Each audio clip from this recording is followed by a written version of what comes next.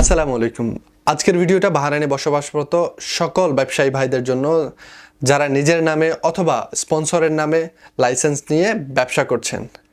Bahrain government একটা deadline fix করেছে। 2025 সালের জুন মাসের 13 তারিখের মধ্যেই আপনার কোম্পানির নামে একটা বিজনেস অ্যাকাউন্ট খুলতে হবে। সেই বিজনেস অ্যাকাউন্টের মাধ্যমে কাস্টমারকে আপনাকে ডিজিটালি পেমেন্ট করার সুযোগ দিতে হবে। আমি আবারও বলছি, বাহরাইন গভর্নমেন্ট একটা ডেডলাইন ফিক্স করেছে। 2025 সালের জুন মাসের 13 তারিখের মধ্যেই আপনার কোম্পানির নামে একটা ব্যাংক অ্যাকাউন্ট খুলতে হবে এবং আপনার কাস্টমারদেরকে, আপনার গ্রাহকদেরকে ডিজিটালি পেমেন্ট করার, হোক সেটা বেনিফিট পের মাধ্যমে অথবা পজ মেশিনের মাধ্যমে, যেভাবেই হোক ডিজিটালি পে করার সুযোগ দিতে হবে। এজন্য ministry of commerce deadline fix করেছে জুন মাসের 13 তারিখ পর্যন্ত। জুন মাসের 13 তারিখের মধ্যেই আপনাকে একটা অ্যাকাউন্ট খুলতে হবে আপনার কোম্পানির নামে এবং সেই কোম্পানির অ্যাকাউন্টেই আপনাকে ব্যবসায়িক যাবতীয় লেনদেন করতে হবে।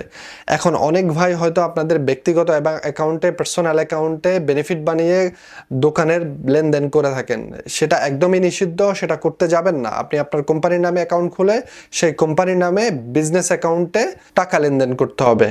এরপর থেকে হয়তো মিনিস্ট্রি অফ কমার্স অভিযানে নামতে পারে। সেক্ষেত্রে অভিযানে আপনি যদি ধরা খান, সেক্ষেত্রে আপনার বড় ধরনের কোনো সমস্যার সম্মুখীন হতে পারে, অথবা কোনো জরিমানা আসতে পারে, অথবা অন্য কোনো অফেন্স আসতে পারে।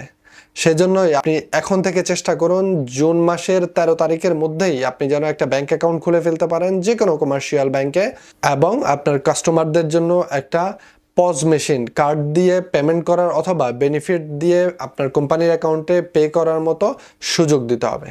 আশা করছি আজকের ভিডিও আপনার ভালো লেগেছে। যদি ভালো লেগে থাকে অবশ্যই আপনার বন্ধুদের সাথে শেয়ার করবেন, আপনার ব্যবসায়ী বন্ধুদেরকে জানিয়ে দিবেন খবরটা, যেন তারা এই ব্যাপারে সচেতন হয়, বড় কোনো বিপদে না পড়ে, বড় কোনো ঝামেলায় না পড়ে।